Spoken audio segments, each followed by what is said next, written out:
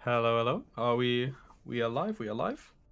How's it going, everybody? My name is Hyperlazy. I'm going to be your play-by-play caster here today, and I'm joined by my co-host Jamie, also known as Cassette. I call him Jamie because we're just close like that. And Uh, likewise, I'll be calling you Ruben probably throughout the scrim as well. But well, the hey, scrim, the showcase match. I keep thinking it's a scrim for some reason. But yeah, I'm Cassette, and I'll be your color caster. So breaking down the analysis for the game that we're going to be seeing today. So I there mean, will be. how do we want to start talking about this match, Ruben? Because there's many ways we could start things. We could start talking about. We can talk about possibly the players that are inhabiting the teams, maybe the maps that we are going to be visiting today across the 5 map series, or maybe we want to talk about maybe compositions that we'll expect the teams to run, maybe etc. etc. What are you thinking? Well, let's well first of all, let's start with introducing the two teams that we've got here today. So Yes. we've got team.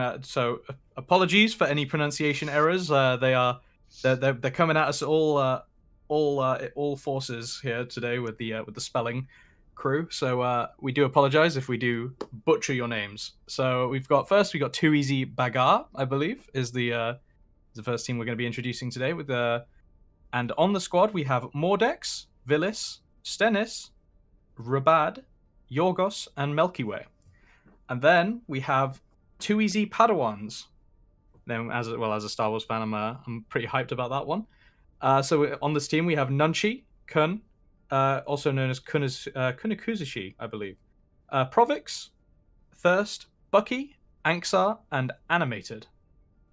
Well, animated is there maybe a sub that's going to be coming in Could potentially? be a sub. They're just on the they're on the roster, so we just read them out. But it looks like we are ready to go straight into it.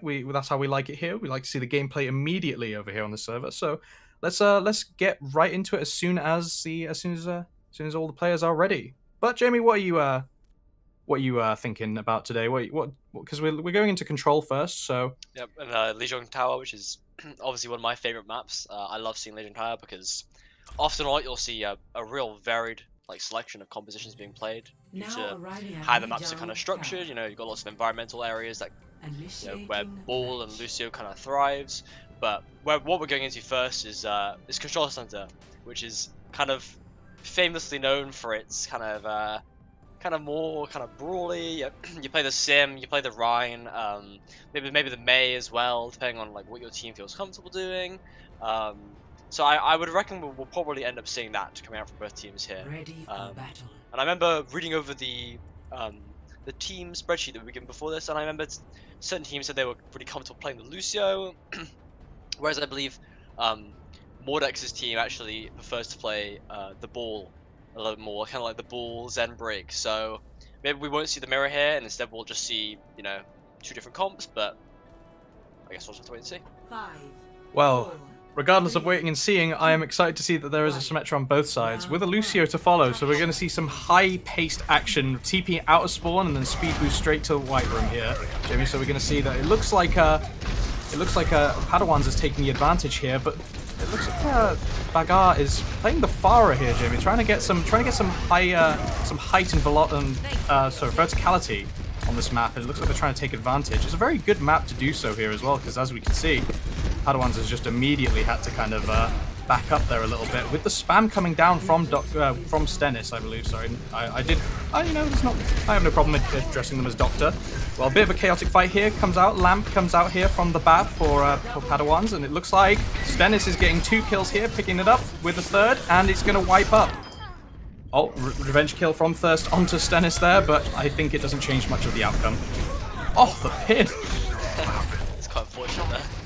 But, I mean, the reason why the comp works, right, is that while we usually talk about like how taking space early in on Control Center is really, really useful, the comp that that the team is playing doesn't really require, you know, doesn't require the space to be taken, because it's all about poking damage out. You know, you have the Tracer kind of flanking around, like tickling from the side. You have the Bull and the Diva, you know, also doing that as well. The Farad is like chunky in damage from the high ground.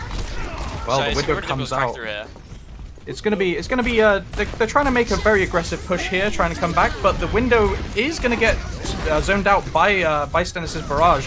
However, Kunakuzushi does eat the pulse bomb coming in from Rabad, and mines are coming in from Mordex here, trying to zone out the point a bit more, but without any more ults here, it looks like Padawans are just going to struggle a bit. Oh, I eat my words immediately because they just take 2 here. Bucky does get traded here, but the bomb, we'll have to see where the bomb takes this fight here.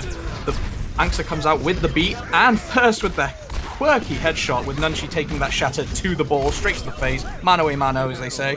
And yeah, that wipes up the point for Padawans to come and retake.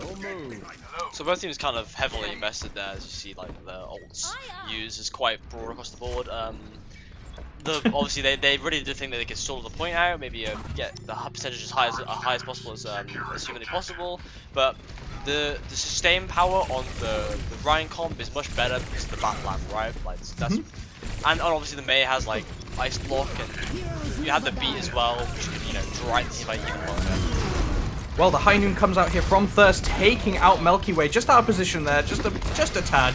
So this puts Padawans at the advantage to keep holding on to that team fight here, with Angsa taking the environmental kill to Yorgos, I believe. And Kunakuzushi comes in, takes 2, while Thirst takes out the Tracer duel and dominates there. So we see that Padawans has, you know, they let the point go a little bit, but they're just here to say, you know what, we can let you take a bit of percentage because that's ours now. I mean, how the team plays, right? They need to play really grouped up. That's why the strength in the composition is playing as a collective unit, effectively. So by giving up the point, it doesn't really matter because they can just storm back onto point as a group and just mop up anyone that's left on the point after the team fight's already won, effectively. Well, it looks like it's a long-range sniping battle from the crate. But Anksa getting another environmental kill. I do believe onto Yorgos again, but Dr. Stennis comes in with the triple kill barrage. It looks like it's going to be a point flip here for Bagär here. Dr. Stennis living on 1 HP and a dream. Padawans trying to do everything they can to stay on the point and just get as much percentage out of it as they can. But Bagär do take it here, and we're going to see it's going to be quite a hard retake here from Padawan. Oh, definitely. I mean, they have to go straight into the fire damage. The eat! And then the male getting neutralized is massive there, Bagär. Well, it looks like not much else to say here, Jamie. I think regardless of what Padawans does here, I believe that Bagär just has all the cards. I believe so, yes. I mean, they're trying to stall it out, but ultimately the damage is too much. The Pharah with the damage for the Mercy is incredibly potent, especially against Ryan compositions, because while you'd expect the rest of your team kind of to, I don't know, maybe pick up the slack a little bit, as a Reinhardt in that composition, you'll often find yourself kind of getting nothing done, because you're heavily relying on your Lucio taking places or catching someone out of position, which, you know, when you're playing a very mobile comp like they were playing with the Trace and the Pharah and the Bull and the Diva, it's incredibly hard to get caught, to catch anybody out, because everyone is so mobile. And realistically, I don't imagine that they'll swap here at all, because this Bull Pharah comp is even better on this map, Ruben. Like, it's on this point on the map, it's excellent, because there's lots of areas where you can hide and take cover, and there's plenty of places to get environmentals, which I'm hoping we'll see. Well, unfortunately, Melchior has switched off of the Lucio onto the Brig, so as for environmentals, we're going to have to rely on the Flail for Bagär here. But it looks like they're both taking the Sombra picks here to... I believe that Padawan's at a bit more of an advantage here, because they are already on the point, and we can see how they're going to position themselves around here. So, Thirst looking to get a very aggressive hack there right in the open, but it is obviously denied there. Hack comes in onto the monkey from Stennis here. Looks like they're just trying to play for the EMP charge build up here. They've got Padawans into just one half of the point. They're just playing it very slowly, very casually. Mordek's there with the ball tech coming in with the slam. It looks like they're just building up ults. Stennis has been hacked there and has been zoned out. It looks like the duel is being taken to him, and he's been taken out by Thirst there. And it looks like Bagär have just the opportunity to sweep out the point here. I think I kind of prefer the Bull choice here over the Winston on the pure basis that the Bull, as a stall character, is incredible. Obviously, they recently nerfed his grapple, making it so that it breaks after, I believe, 7 seconds. But Bull is still incredible at stalling all this point, just because the point is circular. You kind of just do donuts around the point, and you're kind of untouchable if you don't get looked at. And because the monkey has, you know, low damage, you know, slow tick rate on his damage, nothing the monkey can really do against the Bull unless you get that good hack off, which Thirst did get the pick onto the other Sombra, but, you know, it didn't really matter because the teammate was already swung. Well, we see an aggressive Mines coming out of here from Mordex for Bagär, and it looks like the fight has just been taken to the outskirts of the point itself. They've had enough. They want to take it to them straight up, or up personal in their face. They're G-checking them, you could say. And it looks like Padawans have just been shoved into... They're just going back to this. Well, they're just circling all the way around, Jamie. They're on the magic roundabout, as they would say. I think they're just they're experiencing the map, you know. They got to see all parts of it, you know. They got to see each individual part, the pagoda, you know, the point, the bridge.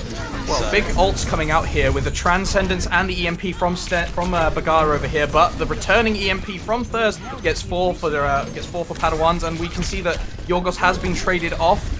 With the Brig still hacked, we can see how that's going to play out. Rubad does take out the Pulse Bomb, but unfortunately nothing comes out of it there. We can see Padawan still does have the Diva Bomb, so we're going to have to see how that comes out. It just does come out here, and unfortunately nothing. Anksa does, however, trade off and kill the Diva, with Nunchi being taken in response. It looks like it's a very messy fight here for Bagär as their tanks do get taken out, and it looks like Padawans are on the advantage here. Dr. Stennis does get taken out here, and it looks like Rubad's just getting some free Pulse Bomb build up here. See how this is going to play out. Rubad does have the only ult on the team so far. Actually, never mind. Mordex has built up his mines, so we're going to see where that comes out. Profix, however, does come and take 2. Once with the Pulse Bomb and then just 1 with pure mechanics out onto the Zen on the enemy team. Bucky does take a pick as well, saying, you know what, I'm not going to be left out here. Thirst also following up. It looks like everyone's just sharing in the kills here today on this team, Jamie. Maybe so, but I mean, they had to invest a lot of ults to take back the point, right? They basically are left with nothing now. I mean, they're coming up on beating Cole probably quite soon, but you know, Stennis is already up to another EMP, and we'll probably see a trans be built by Yorgos there before the next team fight potentially. So realistically, it's anyone's game, but that EMP is incredibly strong, and they have to neutralize it as soon as possible. But they don't really have anything to do it.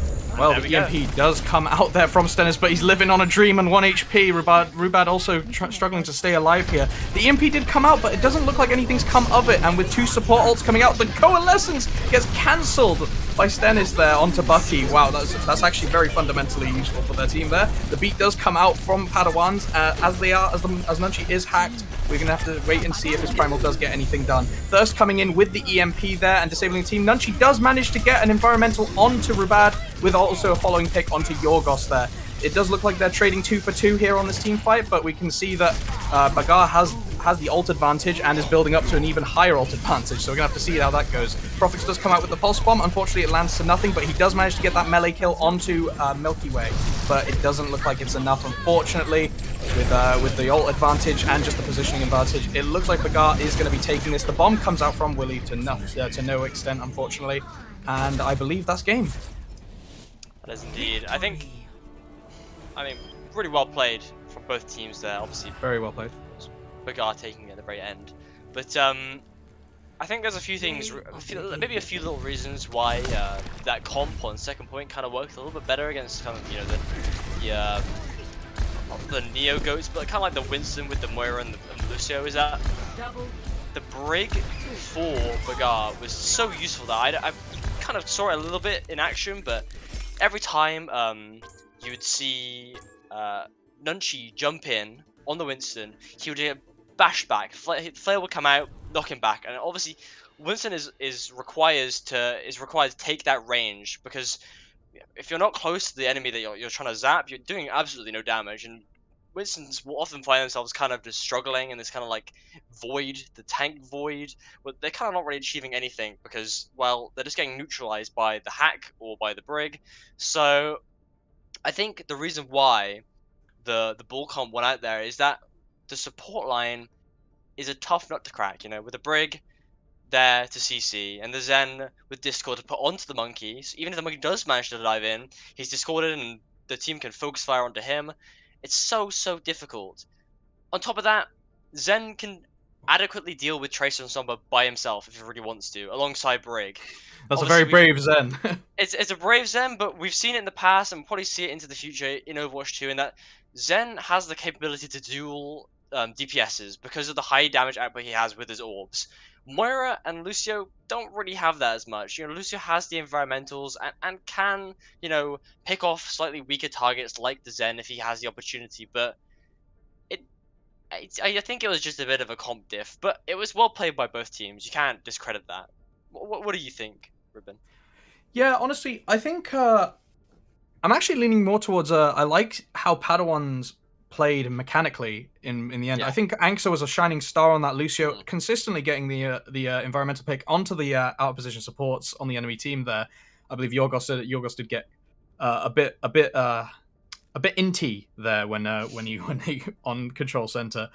But I think that each player on Padawans is playing to a decent level, but they're just not as cohesive as Bagär. And we're gonna see how this carries out, because I would like to see some more of those environmental kills. And speaking of environmental kills, we're going to Rialto next. So we're gonna be on a payload map here, and it looks like we just go into the nice, serene spots in Venice, Jamie. I think we're having a nice stroll down the canal, just relaxing before the ensuing chaos. Well, chaos it is, because I'm gonna take a wild bet and presume that Bagär are probably going to play the ball comp again. There it is. That they played it exceptionally well last map, and the team has been on record to say that it is their favorite comp.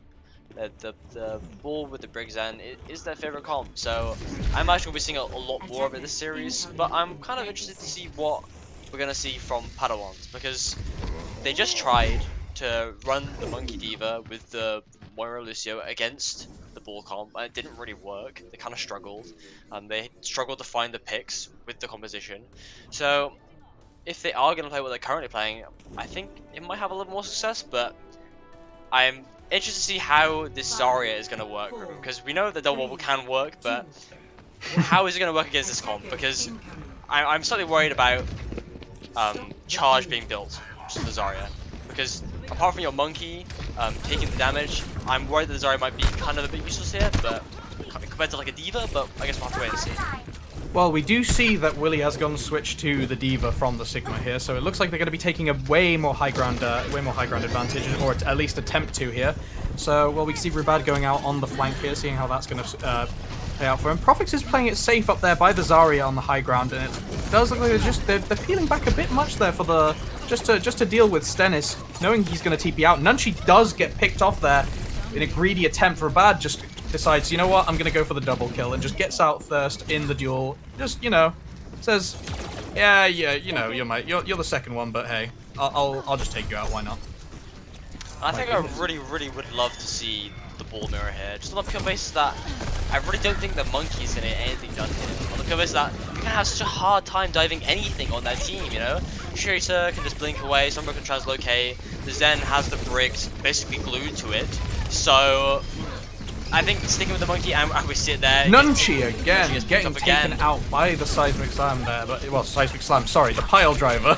Mind my words. It looks like the Tracer duel is being taken in the inside room there on the left, but it's just a very dirty brawl at the moment. Thirst does get a pick onto Mordex, but unfortunately, they do get traded along with Anksa for Bagär there. The Nano does come out onto Nunchi there, but to what avail, I'm not too sure. It looks like he's going to try and build up the Primal, but we can see that clearly Bagär just has the advantage. I'm not sure what the goal was with the Nano there, Jamie, because now they've just put themselves out of 2 support ults. Well, I question whether they were going to swap, but Nunchi seems intent on continuing to play the Winston, so I guess it was. I mean, I think the Nano was the right choice there, you know, to stall the point. But once again, you see the incredible work from Milky Way's Brig of bashing the Winston away when he dives in, and the pulse bomb. Well, nothing really they can do.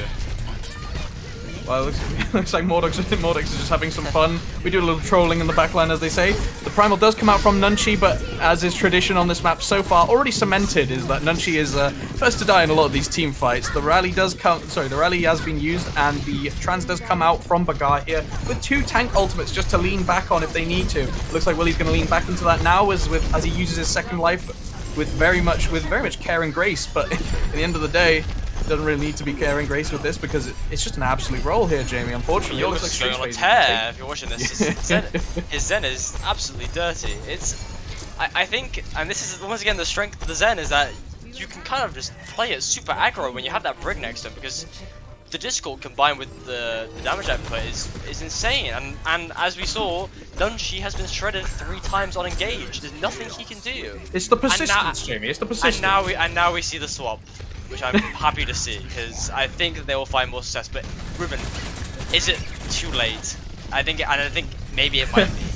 Oh well, you know, I mean, they're only on last point, Jamie. With just under 5 minutes of push time, I don't think it's too late. I think they have plenty of time if they wanted to hold it here. But well, we'll see now. Stennis does come out with the EMP, and it's just an immediate just. Do you remember in Call of Duty when you could call the pack of dogs? Like just call the pack of dogs, and then they just launch. I remember playing Nuketown 1v1s, and then just the pack when you got the dog kill streak, they just absolutely slaughtered. And what we can see here is just some. I think we're just watching live violence, Jamie. They woke up and they just chose brutality. I mean, if it's a war, Ruben, it's pretty one-sided. I'm afraid to say, because they're struggling to find any potential here, big potential. Well, odds do come out. 2 have been hacked from Profix's EMP here. Thirst does come out with the stick onto the Brigitte, coming in, taking out the kill there. It does look like they could have a chance of remaking this, but Mordex's mines are zoning them out. Mordex does struggle there with the Discord orb on him, and it looks like Padawans have taken 3, maybe enough to turn the fight. Well, I think it is, with Thirst taking out the Tracer duel there, and proceeding to get a 3k. That was a good play there from Padawans. Obviously, the swap over the ball clearly is working now, like with the Zen in it as well, working on the Zen. So, although, and I think that's what they should be looking for, is this early pick onto the Brigitte if they can, because Milky Way is doing an insane amount for Bagär here in terms of utility for the team. Like maybe like when you consider Brig, you know, it doesn't really put out an insane amount of healing, but it's how much utility the Brig actually provides to the team here, which is crucial. So getting that early pick onto the Brig that Thirst got is really super important. Yep. Well, there's a pulse bomb coming out from Rubad there. Unfortunately, to no avail. He didn't get any kills there. It looks like Angsa used Rally there, and the returning Rally from Milky Way here. Mines has been used by Nunchi to just kind of solo out the Brigitte there. Unfortunately, the plan does not go to fruition because Nunchi does get traded. He does get Yorgos there, but I don't think it will be enough here. Trans does come out from Bucky, and we have 2 more ults from Padawans. Thirst taking his out. Unfortunately, not getting anything there. Kuzushi using their ult and the bomb. Just getting EMP'd though after they release it. Propix does take advantage of the bomb to be able to take out Stennis there. With each person just trading onto their own mirrored role. Thirst does take out the Brigitte, and it looks like Padawans are wiping up nicely. I do have to ask though, Jamie, do you reckon that this is a spawn advantage difference, or do you reckon that this is they've just decided to boss up? I think the spawn is definitely a big help, but it's hard to overlook how good the team is now playing the comp that realistically should work. Like when you don't have to put so many resources into the Winston, the rest of your team can flourish, as we're seeing. Like Nunchi can go in on the ball and just cause havoc. And the inside EMP coming in an attempt to just quickly nip them in the bud before they even decide to push here. Well, the Zen did die there with the Transcendence, and Rubad does get caught out with the Pulse Bomb, but there's no real point in using that at this point in the team fight. It's better to just save it and then, you know, spend later in life. I mean, realistically, Bagär probably don't want to invest there anyway. When you get picked off early with that EMP, you know, you honestly just want to either reset as fast as possible or, you know, back out away from the team fight and just regroup, because they obviously have the trans, so Nunchi's mines should be fairly ineffective, and the pulse bomb to boot. So well, we can see Nunchi bringing out the mines here, and Thirst backing him up with the pulse bomb onto Milky Way there. It does look successful there, but we do see Yorgos coming in with the trans to try and make an attempt to save their lives. Rubad and Willy coming in with their ults here. We can see how that's going to play out. Angsa only being the only one with an ult, pulling out the rally there, but unfortunately it cannot save them from just a giant explosion in their faces, unfortunately, Jamie. It looks like Padawans are on the back heel here, and they're going to have to struggle more. Nunchi, does get caught out of position there, a bit too greedy into the back line without his diva there to support him. And Dr. Stennis comes in with the EMP, building it up, and it looks like that is round 1 there, Jamie. It was a very clean bomb from Villas there. Obviously, when you're playing this bull diva comp, you have no real shield. So your team really has to think about how they're positioning to not get caught out by these often kind of easy to dodge, I guess you could say, ultimates. Like when you think of Diva Bomb as an ultimate, like people don't really think, oh yeah, it's immediately imposing. It's more just like a kind of, you know, find line of cut, like a cover away from the bomb and hide from it. So to get a 2k bomb in that team fight was really important for helping them secure secure finishing the point off for them. But I think Padawans did an excellent job of stalling that timer out. Obviously, they took them down to the last 26 seconds for the point. So now Padawans just need to keep up the momentum and hopefully, well, not hopefully, but you know, for them, hopefully, steamroll into a victory. You know, evening this up to 1-1 would probably boost team morale and, you know, get them close to the victory overall. Indeed. We're getting a good close look at the dome there. Sorry about that, folks, but we're getting back into the game here. So it looks like they are bringing out they are mirroring a lot more here, but Nunchi has gone back. His return of the king onto the monkey. Nunchi monkey. Can we get that? Can we get that trending, guys? Can we get that trending? Nunchi monkey? Nah. But I like the persistence. I'm not. I personally, as neutral as I want to be, I personally don't have much faith in this composition, but we'll have to see how it goes. It does look like they're just going to take a passive push here, and I'm going to guess they're going to go up onto the high ground here. I would agree there, Ruben. I assume the goal here is to farm Nano as fast as humanly possible and just put it on Nunchi and hope he does something with it, but he's already hacked, so not much you can do about that. Thirst does, however, trade the greed from Rubad there, taking him out in the Tracer duel. Nunchi does survive here and is able to stay with his team. It looks like Angsa does take the pick onto Stennis, so with no DPS in the current fight here, we can see that Padawans has an advantage, and they're massively they're taking that space, or should I say, Nunchi's taking that space, and they're gonna be trying to secure that corner for themselves. But they do back up here a bit early. Nunchi does take the high ground just to mark out the Tracer there. We're gonna have to see how this plays out. Taking it later on, right? Like taking the high ground early in the teamfight means you don't have to waste an ability to get back up onto the high ground, assuming that they choose to take it. So. True. No, it's okay. Well, teamfight's just starting here, so you see Profix trying to get like a bit of a cheeky hack. Oh, Rabad does get caught out by that cheeky hack, though, unfortunately. Mordek's just in the backline, just causing absolute chaos, with Stennis just having a bit of a nap. You know what I mean? And Angsta does take him out with the flail to the head. Wake up! Wake up! You can see the pile driver here coming in. Profix is getting. We're seeing a lot of Profix getting those open hacks with no punishment here. Trans does come out from Yorgos here, with Mordex being antied a bit, not too safe. But it looks like we're having 3 ults coming out from Padawans here, with the Nano coming out onto Profix. Nunchi building up an ult as well, so they have 3 ults in the bank. Mordex does come in with the mines, but however, Profix does use his EMP to counter them. Really being demeched, and unfortunately, it looks like Padawans are going to seal themselves the point here, Jamie. Something I want to pick up on real quickly is how efficient Profix's hacks have been. Obviously, when we talk about Sombra as a hero, it's really important to consider target priority, especially when you're playing a comp like this, where it kind of is made or break on your ability to set your team up for success with the hacks. So getting the hacks onto people like the Tracer or Sombra basically neutralizes them completely.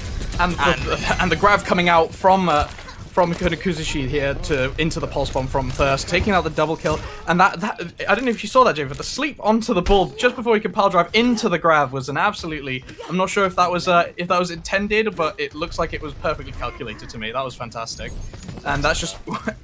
Honestly, Padawans are just making an absolute turnaround. Their dominance here on this push on the Streets phase. It looks like both teams are having a very easy time on Streets phase, Jamie. But hey, what do I know? It looks like they're gonna they could make a turnaround here, as far as I'm concerned. Well, you can say that they possibly belong to the Streets room, but might be a little bit harsh. The Streets have them now.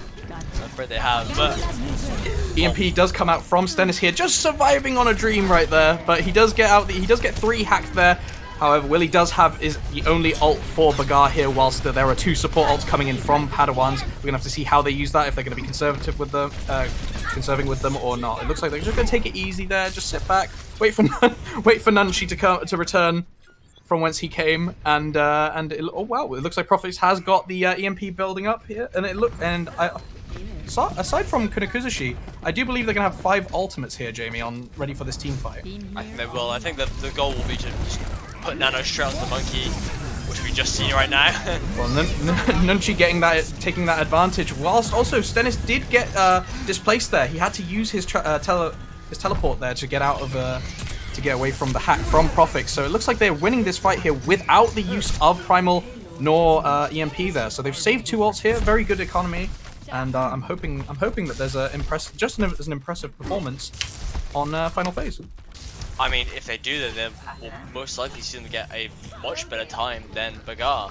And with them coming up on the grav, it is up. All eyes, honestly, are on Villas here. He has to eat the grav here to secure the team fight, because Yorgos doesn't have the trans. There's nothing they can really do.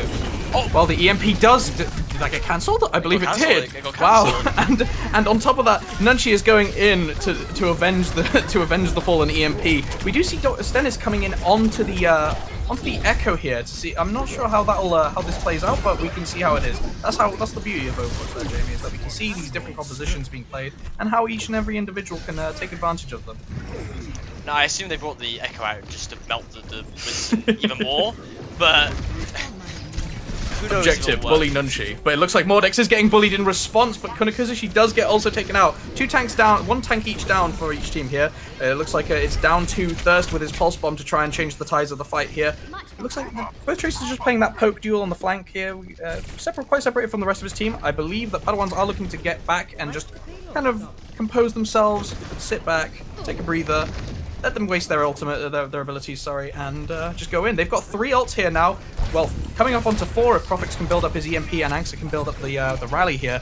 But I believe this grab might be a big game changer here. Oh, Mordex going in with a bit of a greedy pile driver. Does get out, punished free. Wow. And wow, with Willie does get caught out there. The grab does come out, and it does get a pick here for Padawans from Profix, but unfortunately Thirst does get traded in the process.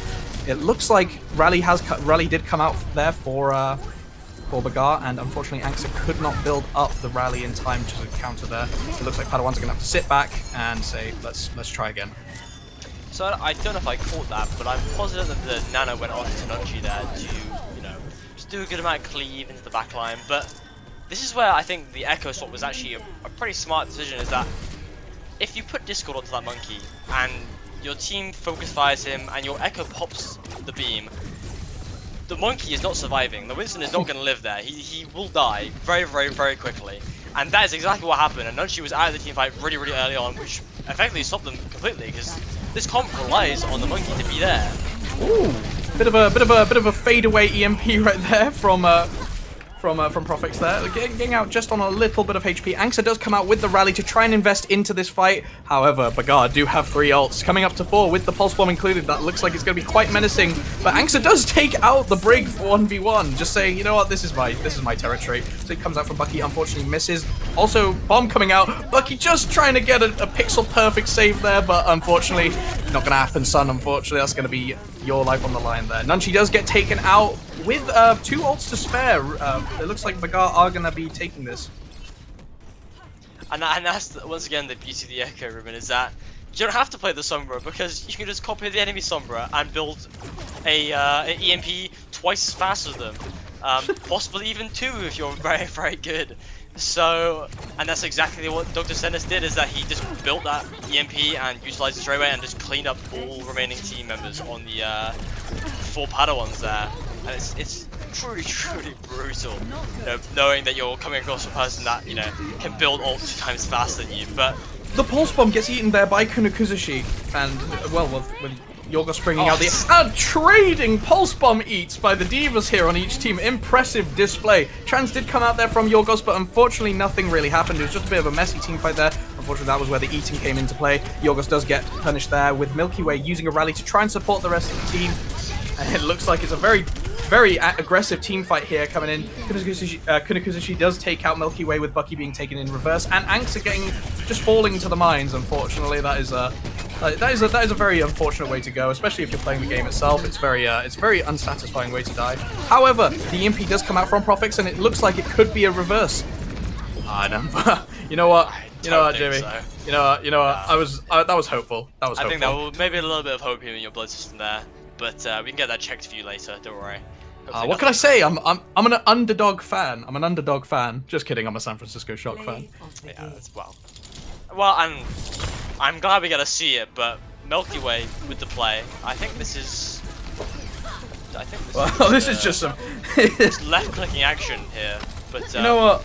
If I could, high quality left clicking action, Ruben. It's high quality, high quality. You know what? If there's one thing I could say, is that I wish I could implement that playstyle into life. Just walking through, flail anything that interrupts me and you know, you know what? Oh, sorry, sir. The ice cream machine's broken. You know what? I'll flail it. I'll flail it and see if it works. But congrats to Bagär for holding on there against Padawans, who looked, might I say, very, very formidable once again on point A and point B, but for a minute, it always falls apart on point C, doesn't it? It is just truly, truly a very difficult area to push on Rialto. So, I want to quickly, before we hop into the next map, I want you to pick a player from each team that you think is has kind of been showing the best side of themselves. Who do you think has impressed you the most on the 2 teams? Well, I'd have to say I like Profix's. I do like Profix's dedication to the Sombra play. It looked a bit shaky at first, but I feel like they really settled into it comparatively to Stennis, who did switch off onto the Echo. The Echo did. The Echo did, of course, do more for them in the end of the day, because that's what won them the match. But I believe that if there's one thing to say about Padawans, is that they are, how do I say, stubborn, but not in a bad way. I want to say they're persistent. They're persistent. Yeah, persistent is the word. Yes. Yeah. It's almost like, you know, all odds against them. they want to say, no, please just mirror the ball, please just mirror the ball, please, or just swap off the Sombras, or like something like that. But like it looks like Padawans just sit there and they say, you know what? No, no, no, no, no. Nunchi needs his peanut butter fix. Okay, he needs his peanut butter fix. But like Well, honestly, I think it's so. In conclusion, apart from my weird rant, I believe that whilst Bagär are also they are dominating and especially showing off their flexibility with the changes that they can make. It looks like sorry, I believe Padawans are more persistent, and then they're trying to get more out of this by perfecting a certain strategy. and it almost worked. We shouldn't sit here and say, it failed completely, because the first 2 points were an absolute stomp.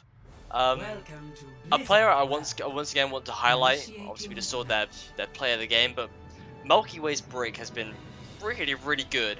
Just neutralizing the EMP in that team fight, bashing Nunchi away from dives on both Ball and Winston. Really just peeling for Yorgos when he is being pressured. Just really, really, really solid Brigitte gameplay, which I know you don't hear very often, because main support is one of those roles that is incredibly hard to see the maximum value out of, but often or not, it is a role that has a massive amount of utility, and if you're getting all the utility out of that hero, then realistically your team is gonna perform better than the other team, just on a pure like, statistical level.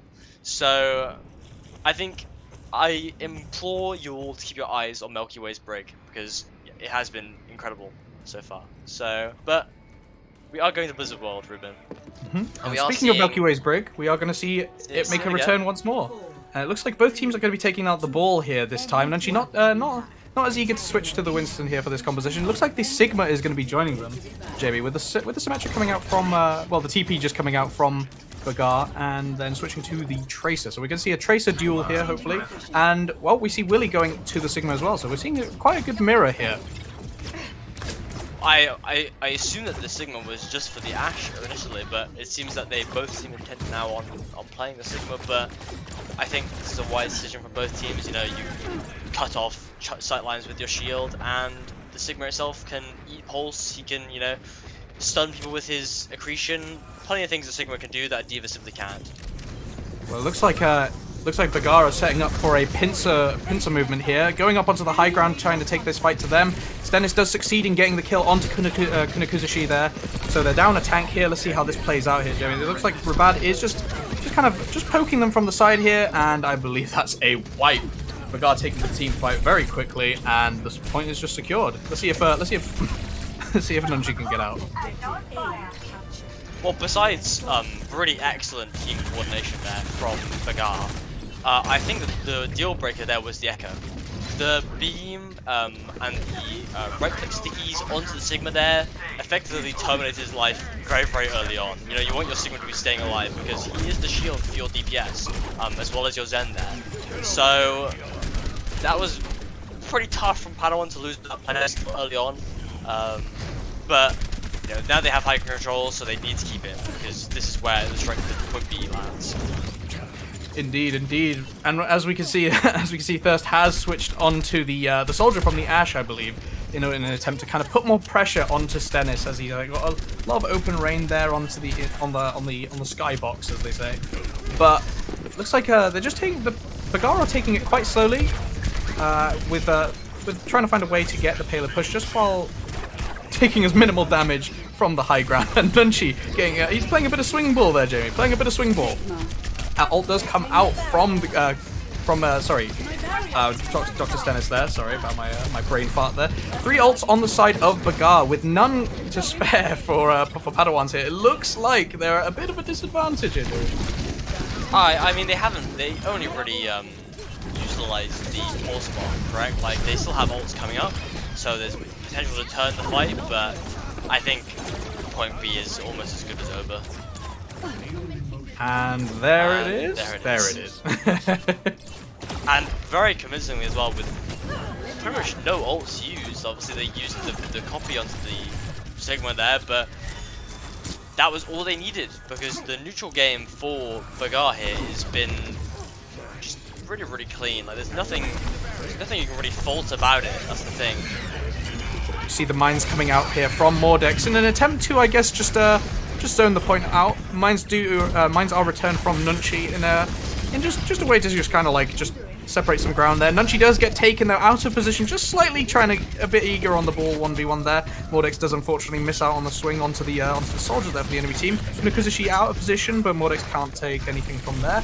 And it looks like they're just going to be pushing. They're just going to be playing payload. Flux does come out here from Kunakuzushi, but is traded by Yorgos and Milky Way using their support ults here. Rabad does also pull out his pulse bomb, but unfortunately nothing happens. Willie does trade here for another Flux here coming in for the game, and it looks like that's just going to be the one to wipe it out. Profix does get a melee kill onto Yorgos, but unfortunately I don't think he can sustain them in the team fight here, Jamie. I mean, even with the spawn being so close, I think this map is almost as good as over, I'm afraid. I think just the threat of the Echo and the resources that you have to pump into your soldier to basically make him deal with that Echo just isn't really worth it. I kind of would have liked to have seen the mirror again. Like, I know that it seems like kind of like maybe a bit of a reductive argument to be like, oh, okay, just mirror completely because that'll definitely work. But the thing is, when we've seen these teams play the complete mirror, I would say that Padawans have performed better. Like, obviously, besides the monkey competition they love to play, that they had good success with, the Bull Diva, they've also shown success on. So, I would have liked to have seen the swap to the Echo there, because Soldier's kind of one of those heroes that you kind of either do an awful lot or an awful lot of nothing, right? Like, Yeah. kind of just shooting the Sigma shield, putting in damage, but Gold damage, bronze limbs. We know how it is. You know how it is, yeah. But because you can kind of cycle with grasp and shield, and you know, Soldier doesn't really do a great deal of damage without the damage from like a Mercy or like a Bongo for Orisa. Like, you don't really have the shield break that you'd like. And Echo kind of does that a lot better, in my opinion, with the right click stickies. And the beam as well. People seem to forget that beam can shred shield. So I'm not sure. I mean, we're seeing them here play probably just the Tracer Sombra, which I think is a fine pick, but how is it gonna deal with the Echo, which in my opinion was what helped Bagär settle and secure that point? Not in its entirety, but a great. Oh my lord! Well, it looks like Mordex does take out Bucky there, but you know, what did it cost? Everything, apparently, for Mordex there. He does take himself out of the team fight in exchange for the environmental flashy kill onto Bucky, onto the Zenyatta. Unfortunate from both sides here, but it looks like both are one down and willing to continue with this team fight here. Well, Mordex obviously will be back quicker because Ball is hyper mobile, whereas the Zen is incredibly slow. So, well, we can see that the difference has been made here with lacking a Zen. It looks like Padawan has just gone and trying and taken a pickup from themselves. So they're defending themselves quite well here, Jamie. So they have taken 2 in the end, and they're defending themselves. They're saying, you know, we may be down a Zen, but it doesn't look like we're in too much trouble here. Nunchi does get a bit greedy there and is punished in return. It looks like Padawans are sealing themselves on point, but it could be a good retake here for Bagär, as Rubad does take out sorry, Nunchi. Angsa does get 2 here though. The double kill Brig coming in, the stone cold killer, as they say, and it looks like Padawans does clear the site and just get it. So I guess that the swap to the Tracer Summer was better than the initial swap to the Soldier. So I mean, I think the reason they lost that wasn't on the basis of the first 2 picks from the Bull and the Zen. It was actually how the team, as we saw with Bagär, pins it in on a specific target and neutralizes them efficiently. And we're seeing it again, right? But this time it's the opposite. It's that Stennis and Mordex focus in on our target and beam down where it's needed. And on this case, it was onto, I believe, was it onto the Zen? Possibly, it could possibly be. I'm not gonna lie, I was drinking some water, but at the same time, it doesn't change the fact that Bagär are just holding this very solidly, and Stennis is just kind of holding a monopoly on that high ground there on the skybox. It looks like Rabat does get a bit greedy there and is traded by Bucky. So we can see that Padawans are capable of taking some. They are capable of punishing this this positioning here, Jamie. Indeed, but once again, due to the nature of the comp, all the characters on the comp for the most part are hyper mobile. So Tracer, as we can already see, is already back to the team fight. You know, Rubad basically was never gone. EMP comes out, but Rally has saved the Zenyatta from certain death and doom and gloom. But it looks like Bucky has come out with the trans to try and support the rest of the team. And Stennis coming out with the EMP from the Echo. It looks like he's just trying to do a little bit of tickle damage onto the ball from that above 50% HP with the beam.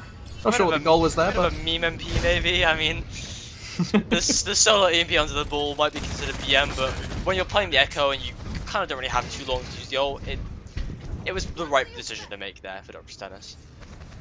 Indeed, indeed. Well, we do see that we have 4 ults coming up here, with Profix included, on Padawans, with, in return, 3 ultimates coming in from Bagär. So we're going to have to see how this plays out. So it looks like we're going to have Tracer Pulse Bombs here, and each are going to have a support ultimate, which has defensive capability. So Rally does come out here from Angsa. 2 tank ultimates here on the side of Padawans here, so we're going to see how they rely on this. It looks like Rubad got taken out with that hack and accidentally walked into the lion's den, I should say, in fact, because man just got absolutely wiped out. We see Nunchi here trying to take a bit of an aggressive play from the flank, gets discorded and warded away. Pulse Bomb does come out from Profix to no avail, unfortunately. Mordix does get melted down, that discord there showing off its prominence. Kunakuzushi has died with the Flux, so we're going to have to see a back foot here from Padawans. It looks like Rubad and Yorgos here saving their ultimates for something important. Mordix also coming up onto the mines, hack onto Profix here, so he's going to have to back up here. But Mordix says, no, I will take you now. My goodness, it looks like they're very... Padawans there finding themselves quite off balance there, I think, Jamie. And this is where I'm getting a little bit worried, is that... Maybe I'm just filled with copium in this case, but I do wonder if we would see more success from Padawan if they played the Winston comp that they are clearly the most comfortable playing.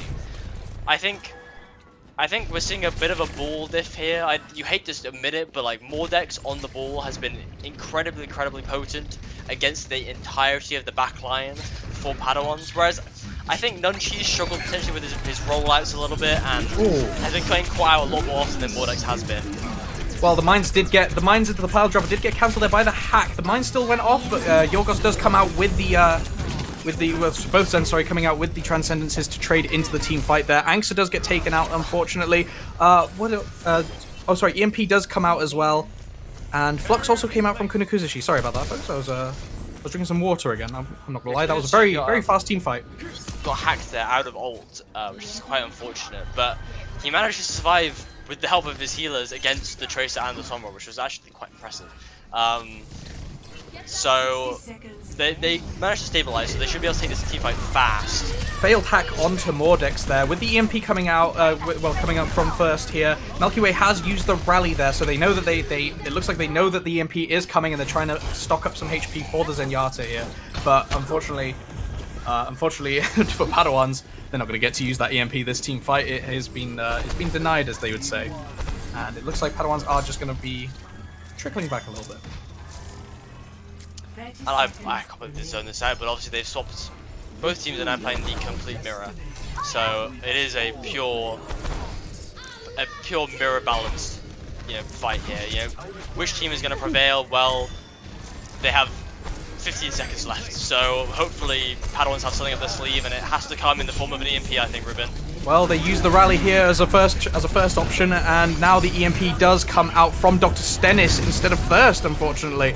The first one to get the worm, unfortunately, there. So 2 picks down for Padawans. They're coming out with the EMP now, Thirst having to displace himself. The Profix does try to make up for it with the Pulse Bomb here. The Flex coming out from Willy here, and unfortunately Nunchi has been taken out. Soon to follow with the Profix here, and I believe that this is just going to be finito. And there it is. Unfortunate there for Padawan, but what we did see was we saw some good plays from both teams. Unfortunately, the ult synergy just was not there for Padawans there at the end.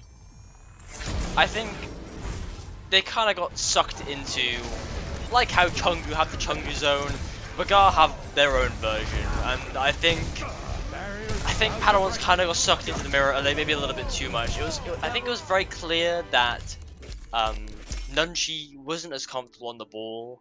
I think Thirst was maybe struggling to find EMP advantage over Dr. Stennis a lot of the time.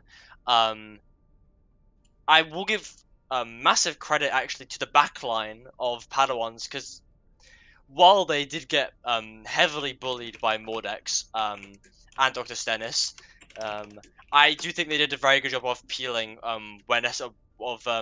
getting peeled for, as well as just like neutralizing Mordex where they could. But there comes a certain point where I think a team can just play a composition slightly better, and when they can play that composition better, if they are um, more coordinated as well on said composition, it's kind of just going to be a one-sided affair, and I think that's kind of what we saw.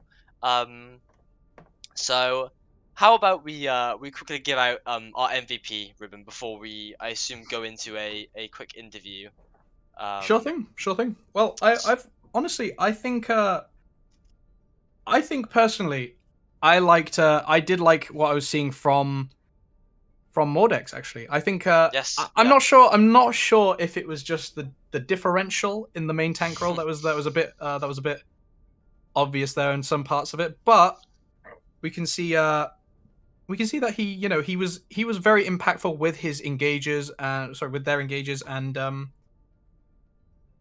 yeah, we honestly nothing much more to say, Jamie. I think overall Bagard just played more more smart, yes, yeah, more yeah. smart, I mean, I'd have to smarter. actually agree with you, honestly. I mean, I was incredibly impressed with every player on Bagger. I think they all played their part exceptionally well.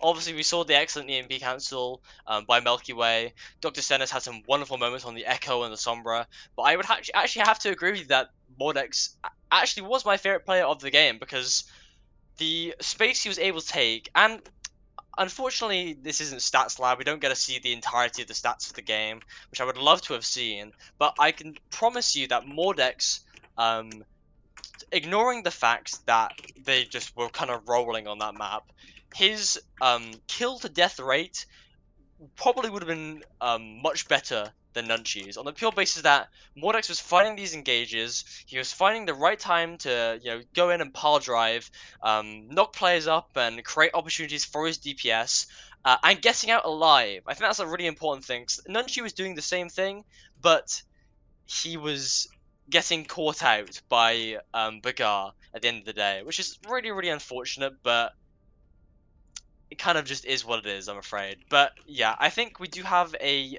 interview coming up with Milky Way. So Indeed, we do. Indeed, we do. I uh I think they're gonna hop in So yeah, round. we'll just wait for Milky Way to go in. Besides that, yeah, I mean, oh well, never mind. There we go. Speak of the We'll hop devil, and straight. they shall appear. How's it going? Doing good, thank you. Nice, nice, nice. Wonderful, wonderful. So, well, Jamie, would you like the honor of the first question? Yes, yeah. How did it feel to get that stun onto the Sombra in that EMP? Because Oh, it was really, really. I mean, it's great to see that stuff, because it's not very often it happens, obviously. So yeah, it's always a feel good. I mean, I still lost my Zen, I think, afterwards, but uh, like I'm trying to look for those, so this one yes, I got it. yeah. I mean, it was. I mean, I guess it's a equivalent trade. You trade your Zen for a cancelled EMP. The team fight still gets won. So yeah, it's still really good. I'll pass it over to you, Ruben. What do you have any questions?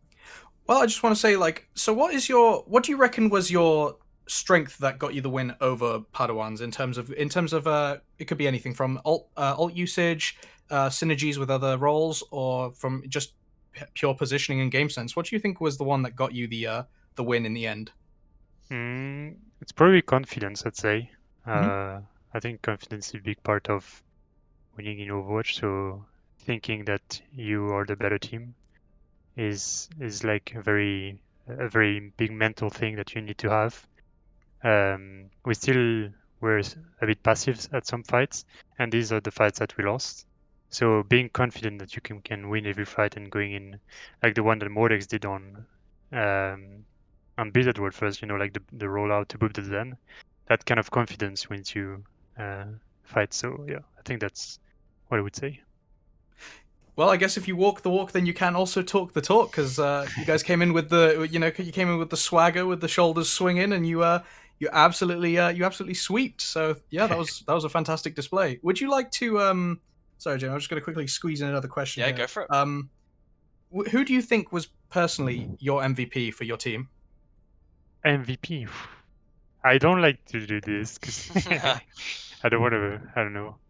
I'd say my MVP was Kitten for our coach, for like giving us the good advice, and that's it. Like otherwise, everyone in the team is MVP in their ways. So Hey, yeah. that's the best way to Nice put it answer, to not change any egos. But like that's honestly good shout out to the coaching staff as well for teams, because they are a very important factor. Jamie, do you have any other questions? I guess I only have really one more. It's do you think that how did you kind of deal with the Winston's they played like a bit of Winston Zarya, but they played a lot of like Winston Diva with the Moira Lucio on the early points. Like, did you have any worry about those compositions? Because obviously you guys swapped accordingly to play like stuff like Echo, as well as like you played the kind of more meta stuff like the Bull and the Diva and the Brig Zen. But yeah, anything in particular about their composition that you were kind of worried about or kind of had to deal with? Yeah, 6-man is a tricky comp to play against, especially on control. Like we've had troubles in scrims, but I think it's mostly just sync and watching out for the enemy cooldowns. Like as soon as this monkey uses bubble, you know you can walk. Just paying attention to your team and what cooldowns the enemy team uses, and then you can go. That's a good answer. 100% agree. I think Awesome. that's about it. So yeah, Yeah. thank you Would for you the. Would you? Oh. Sorry, Jamie. Sorry. Thank you. Yeah, thank you so much, Malky, for the interview. And Well, we just thank want you. to say any words to say that before you head off. I mean, shout out to my team, and yeah, hopefully with Overwatch 2, we're gonna roll once again. Well, hey, if we can pray for the beta access together. Eh? Wait. Yeah. But yeah, good luck with it, man, and thank you so much for giving us your time, and GGs to everyone Congrats on involved. the win. Thank you, GG's. GGs, guys. Take care. And I Right, think yeah. that just about wraps it up, Ruben. So we had I think it does. well, it was a 3-0, which no one loves to see 3-0s, even if it's your own team playing. You're getting to see them sweep because close matches are always a little more fun to cast. But at the end of the day, both teams played well. Both teams put in a very, very good effort. Obviously, Bagär came out on top with the ball comps, but yeah, I think it was a good set of games, and I'm glad that we got to cast it.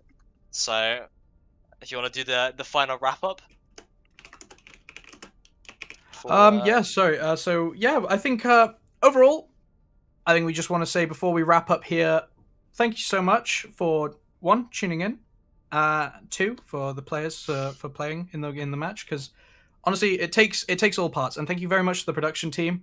We're getting better and better and better every day, so hopefully we'll be 2 times less scuffed next time we do this. So big shout out to everyone involved, including coaching staff, players, production stuff, and you know what? Shout out to us. Why not? We do a few blunders. But we so generous of you. yeah. Don't worry. I'm very generous with my gifts of pats on the backs, bruv. What can I say?